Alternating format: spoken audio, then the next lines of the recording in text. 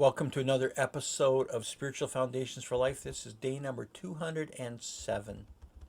According to Isaiah chapter 50, verses 10 and 11, servants who fear the Lord and are obedient to Him may find themselves sometimes walking in the dark.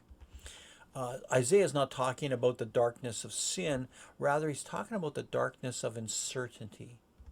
In the light, we can know who our friends are and who our enemies are, and the path before us is clear, and so are the obstacles clear.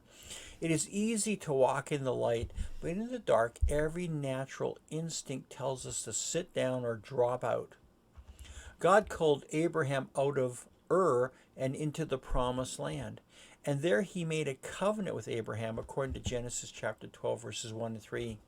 Then according to Genesis chapter 22, verse 7, God said that he would bless Abraham and make his descendants as numerous as the stars in the sky and in the sand in the seashore. Abraham proceeded to live as though God's word was true, but then came years of darkness. So many years went by that Abraham's barren wife aged beyond the childbearing years. And so Abraham thought he would have to help God fulfill God's covenant by creating his own light. Sarah, his wife, supplied the match, her maidservant, by encouraging Abraham to have sex with Hagar, her maidservant, according to Genesis chapter 16, verses 1 to 9. And that act of adultery resulted in two races of people, the Arabs and the Jews. And to this day, the whole world still experiences the consequences of that one sin.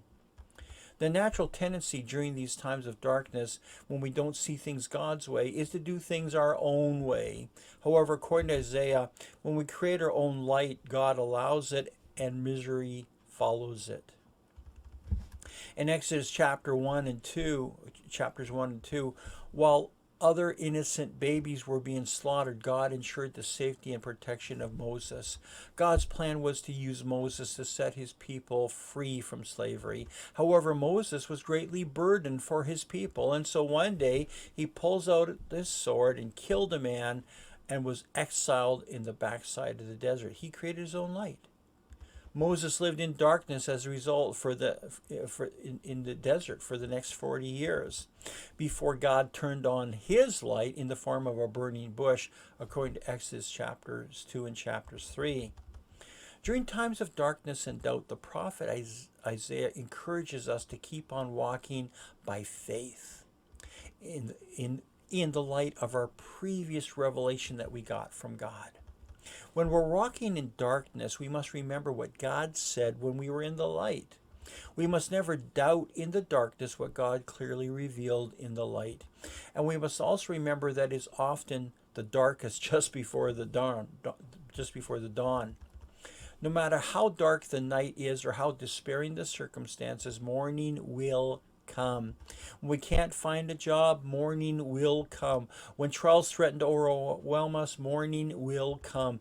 We should face every challenge with the assurance that this too will pass, because morning will come. We must not create our own light and avoid making major decisions when we are down or in the darkness. God's ministry of darkness is a lesson in trust.